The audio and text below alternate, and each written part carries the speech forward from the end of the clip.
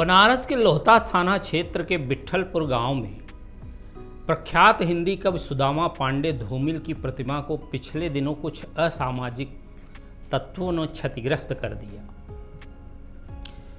बड़ी विडंबनापूर्ण घटना है दोस्तों। यह घटना की जानकारी मिलने पर ग्रामीणों और साहित्य प्रेमियों धूमिल के शुभचिंतकों में आक्रोश फैल गया। वो लोग वहां पर जमा हो गए और मौके पर पहुंचकर दोषियों के खिलाफ कड़ी कार्रवाई की मांग की। दोस्तों, उन असामाजिक तत्वों को नहीं मालूम कि हथौड़ा जिस पत्थर की प्रतिमा पे पड़ रहा है उससे वो प्रतिमा टूटेगी, कभी नहीं। कभी तो पत्थर से निकलकर भाषा में बस चुका है, विचारों में बस चुका है। और धूमिल तो भाषा में आदमी होने का नाम है। धूमिल कविता के मुहावरों को तोड़ने वाले एक विद्रोही कवि का नाम है। अपने समय की विसंगतियों को तेज छुरी जैसी भाषा देने वाले कवि का नाम है।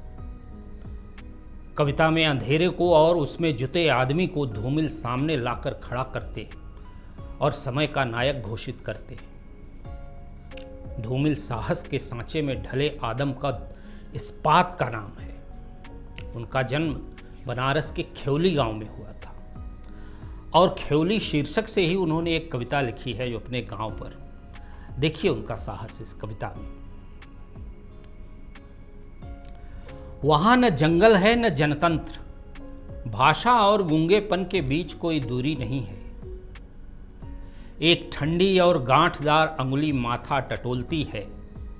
सोच में डूबे हुए चेहरों और वहां दरकी हुई जमीन में कोई फर्क नहीं है। वहां कोई सपना नहीं है न भेड़िए का डर। बच्चों को सुलाकर औरतें खेत पर चली गई हैं। खाए जाने लायक कुछ भी शेष नहीं है। वहां सब कुछ सदाचार की तरह सपाट और ईमानदारी की तरह असफल है। हाय, इसके बाद करम जले भाइयों के लिए जीने का कौन सा उपाय शेष रह जाता है। यदि भूख पहले प्रदर्शन हो और बाद में दर्शन बन जाए, और अब तो ऐसा वक्त आ गया है कि सच को भी सबूत के बिना बचा पाना मुश्किल है। अगर आप ये वीडियो YouTube पर देख रहे हैं तो हमारे चैनल को सब्सक्राइब कर बेल आइकन दबाएं, और Facebook पर देख रहे हैं तो हमारे पेज को लाइक करें।